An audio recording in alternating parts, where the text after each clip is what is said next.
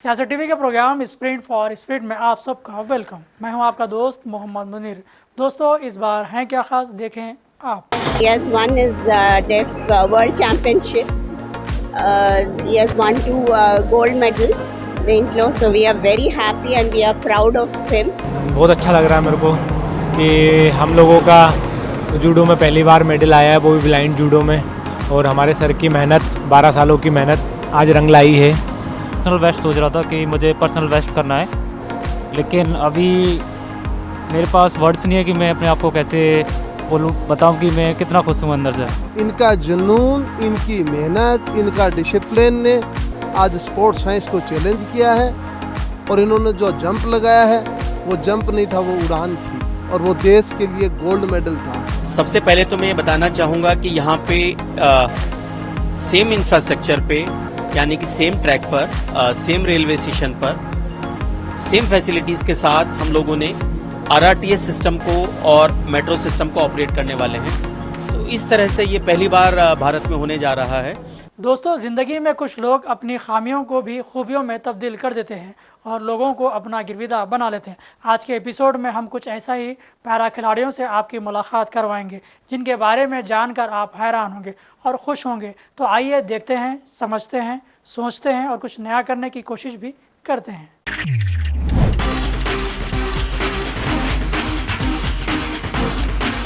दोस्तों, कहते हैं कि मेहनत इस तरह करो कि कामयाबी की चमक दूसरों तक पहुंच जाए। इसकी नई मिसाल बनी है हैदराबाद के ट्रिपल गोल्ड मेडल जीतने वाले शूटर धनुष श्रीकांत की, जो क़ुव्वत समाज से महरूम है, यानी वो बहरे हैं। उन्होंने जर्मनी में वर्ल्ड डेफ शूटिंग चैंपियनशिप में 3 गोल्ड मेडल जीते हैं। श्रीकांत ने मर्दों के एयर राइफल यूनिट में भी वर्ल्ड रिकॉर्ड बनाया। इस खुशी के मौके पर इनकी मां क्या कहती हैं, आप भी जानिए।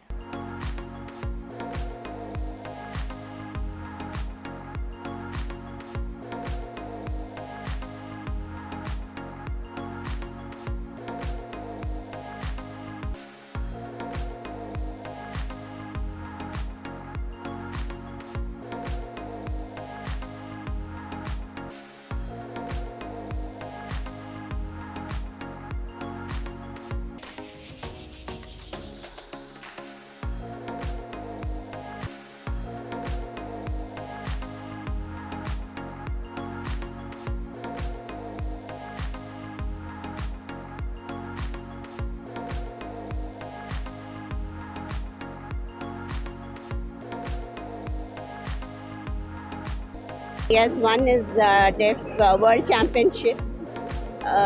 He has won two gold medals. So we are very happy and we are proud of him. And at the same time, we expect the same with the state government also to support us. And we are so happy that the whole team has come. GFG Gun for Glory team has come to receive him. So it is really, we are happy about it. Gold medal వస్తుంది అని guarantee ఉంది. Gold with the world record was a real ఇది. we are very happy about it.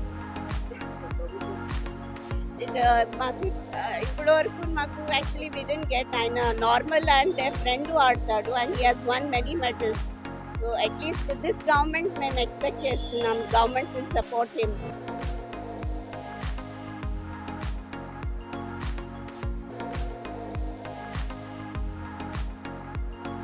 मेरी 12 साल की मेहनत रंग लाई है। पेरिस पैरा ओलंपिक जोडो मेडलिस्ट कपिल परमार ने अपनी खुशी का इजहार करते हुए अपनी मेहनत और जज्बे के दिन याद किए।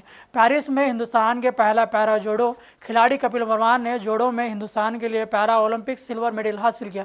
कपिल ने कहा कि उन्होंने अपने कोच के साथ अच्छी तकनीक पर काम किया और अपनी चालों के लिए अपने कोच के हिकमत अमली से भरपूर फ़ायदा उठाया।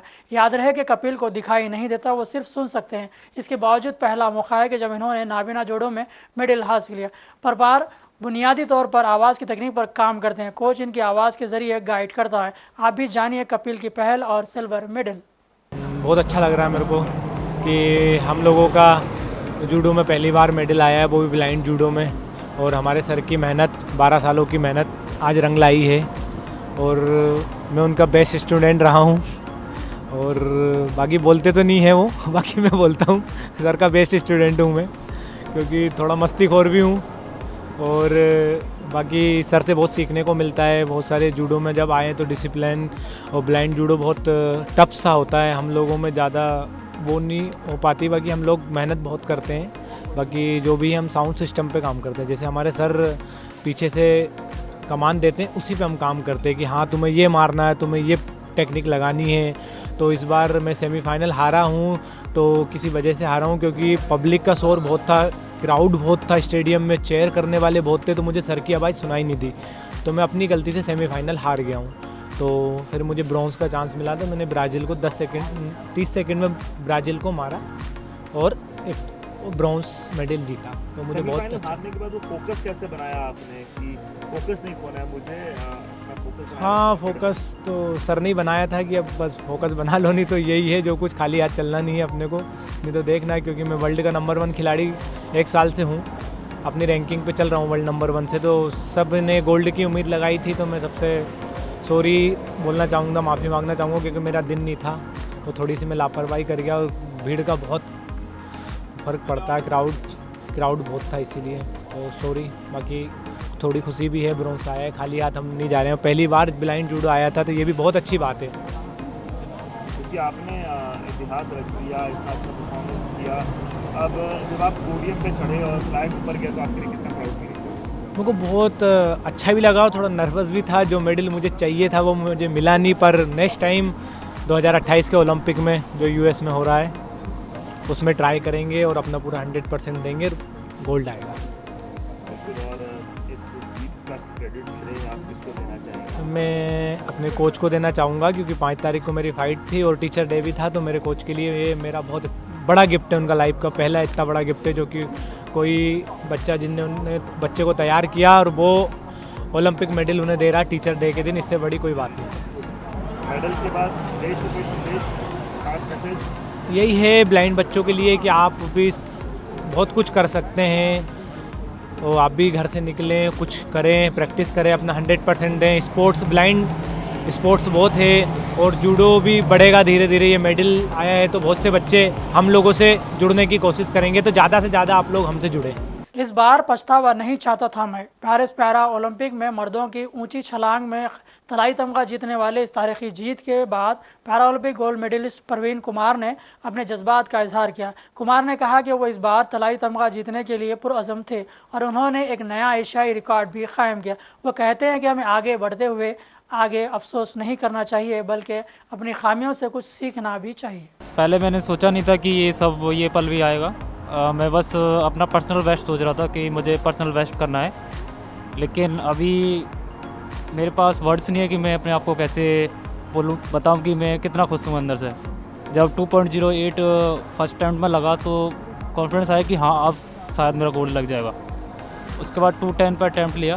सर ने बोला था कि अपना पर्सनल बेस्ट करना और कुछ मत सोचना, तो मेडल आए ना आए उससे कोई प्रॉब्लम नहीं है, लेकिन पर्सनल बेस्ट होना बहुत ज़रूरी है इस टाइम। अभी आप खड़े हुए जी, और पोडियम पे और नेशनल एंथम बजा, वो फीलिंग कैसी थी? विदेशी सरजमी पे, पेरिस की सरजमी पे भारत का राष्ट्रीय गान। ये सर इस मूवमेंट के लिए मैं 3 साल से वेट कर रहा हूँ कि ये वाला कि मेरा नेशनल एंथम, मेरे देश का राष्ट्रीय गान मेरी वजह से बज रहा है और मेरी वजह से आज मैं पहली बार ओलंपिक्स में जो मेरा सपना है वो मेरा पूरा साकार हुआ है। वो वाली फीलिंग तो मैं कभी नहीं भूल सकता सर, इसके लिए मैंने बहुत वेट किया है। यहाँ पर हमें अगर आप ये बताएं, पिछले बार सिल्वर था, इस बार गोल्ड था, तो क्या पिछले बार सिल्वर वाले को हमेशा ये होता है कि यार गोल्ड रह गया, इस हाँ, बार वो कसर पूरी कर दी आपने? हाँ सर, मैं इस चीज़ से डर रहा था इवेंट से पहले कि अगर सिल्वर आ गया, ब्रॉन्ज आ गया तो मेरे को पछतावा होगा। मुझे पछतावा नहीं चाहिए और ये पछतावा मुझे खा जाएगा। तो मैंने सोचा था कि गोल्ड तो चाहिए यार, नहीं तो मेरे से इंडिया नहीं जाएगा वापस सही से। और इस जीत पे हमेशा जब कोई गोल्ड मेडल जीता तो मोदी जी हमेशा बात करते हैं, वो कितनी प्राउड फीलिंग होती है कि प्रधानमंत्री खुद देश का फोन करता है और आपकी सराहना करता है, प्रशंसा करता है। सर अपना जो मोटिवेशनल माइंड होता है ना, वो डबल होता है मेडल के लिए। फिर नरेंद्र मोदी से बात करने के बाद मतलब मैं पूरा कॉन्फिडेंस में था कि मेरे को बस अब की बार लाना है यार। लास्ट टाइम छूट गया था, लेकिन यार इस बार तो ज़रूर लाना है, अब तो ज़रूर लाना है पक्का। तो मेडल के बाद देश को क्या संदेश देंगे? मैं बस उनको थैंक यू बोलना चाहूँगा कि आज उनके प्यार और उनकी दुआ की वजह से आज मैंने गोल्ड मेडल जीता। इसका श्रेय किसको देंगे? इसका श्रेय मैं अपने इंडिया, अपने कोच और अपनी पूरी पैरालंपिक टीम एंड मैं अपनी फैमिली को देना चाहूँगा। देखिए, परवीन ने इतिहास बनाया है और मैं इसलिए कहूँगा कि साइंस से आगे जा कर के काम किया है। स्पोर्ट्स साइंस ये कहता है कि 2.08 जो जंप लगाना, हाई जंप लगाना है, वो कम से कम उसके लिए 6 फीट हाइट होनी ज़रूरी है। लेकिन परवीन की हाइट सिर्फ मेरे ख्याल से 5 फीट 6 इंच है सिर्फ। लेकिन इनका जुनून, इनकी मेहनत, इनका डिसिप्लिन ने आज स्पोर्ट्स साइंस को चैलेंज किया है और इन्होंने जो जंप लगाया है वो जंप नहीं था, वो उड़ान थी और वो देश के लिए गोल्ड मेडल था। वो उड़ान गोल्ड मेडल के लिए उड़ान लगाई परवीन ने। इनके कोच को मैं बहुत बहुत बधाई, शुभकामनाएं देता हूं और ये भारत के लिए 6ठा गोल्ड मेडल है। ये ऐतिहासिक प्रदर्शन है इंडिया के लिए, क्योंकि इससे पहले टोक्यो पैरालंपिक में हमने 5 गोल्ड मेडल जीते थे। और आपने खैर अब तो 25 को भी पार कर दिया, तो लगता है 30 के पार आंकड़ा जाएगा। देखिए, हमारा जो लक्ष्य लेकर के आए थे हम, और हमने दिल्ली में प्रेस कॉन्फ्रेंस की थी, तो आज भी मुझे याद है मीडिया ने मुझे कहा कि देवेंद्र जी आप 25 कह रहे हो, आपका ओवर कॉन्फिडेंस नहीं बोल रहा है। तो मैंने जवाब दिया था, मेरे खिलाड़ियों की ट्रेनिंग बोल रही है, हमारी ट्रेनिंग प्लान बोल रही है, जो खिलाड़ियों के अंदर हौसला है वो बोल रहा है। आज वो सपना साकार हुआ है। हमारा टारगेट 25 प्लस का है, वो 27 जाएँ, 28 जाएँ, 30 जाएँ, वो देश के लिए बड़ी उपलब्धि है।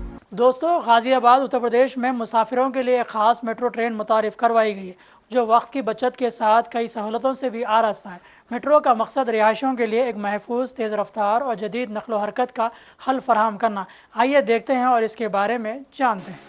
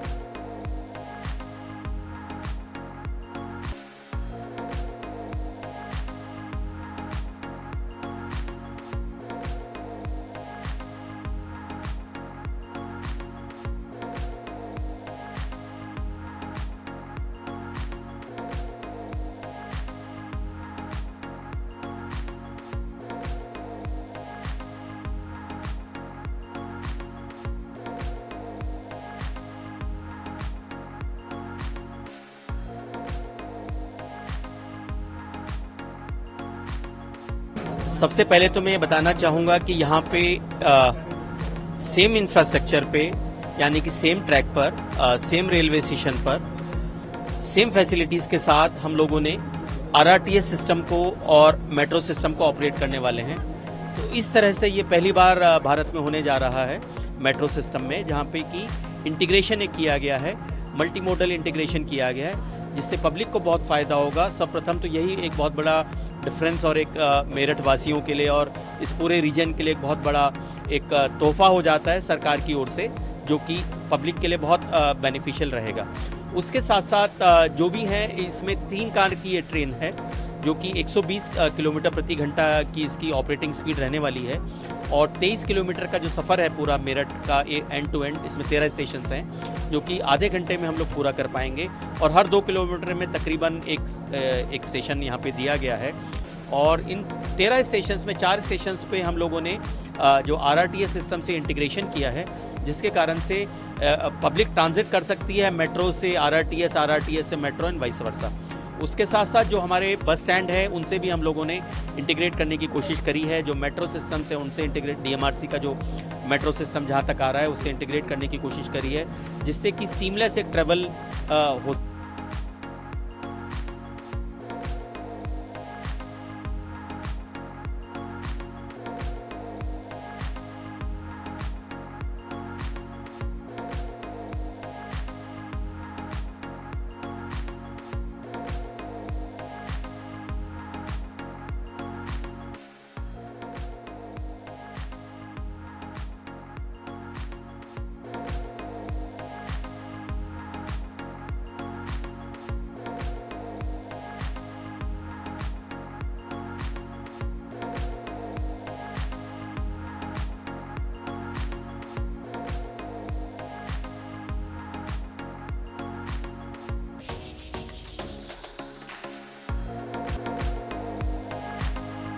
के लिए सियासत TV Facebook, Instagram, x, Telegram, WhatsApp use करें और आप गूगल प्ले स्टोर से सियासत टीवी ऐप डाउनलोड करें और देखते रहें जब चाहें आप। गूगल प्ले स्टोर से डाउनलोड कीजिए सियासत टीवी मोबाइल ऐप और रखिए टीवी 24 घंटे आपके साथ। दोस्तों, हौसला अफजाई जज्बों को जन्म देती है और एक नई सोच को पहचान देती है। अगर आपके अंदर भी ऐसे ही हौसले और जज्बे हैं जो आपको दूसरों से मुख्तलिफ रखते हैं तो आइए सियासत टीवी के इस प्रोग्राम का हिस्सा बनिए। अब आपके दोस्त मोहम्मद मुनीर को इजाज़त दें, फिर होगी मुलाकात नए नए हौसलों और जज्बों से भरी कहानियों के साथ। देखते रहें सियासत, sprint for speed, time up बदलेगा।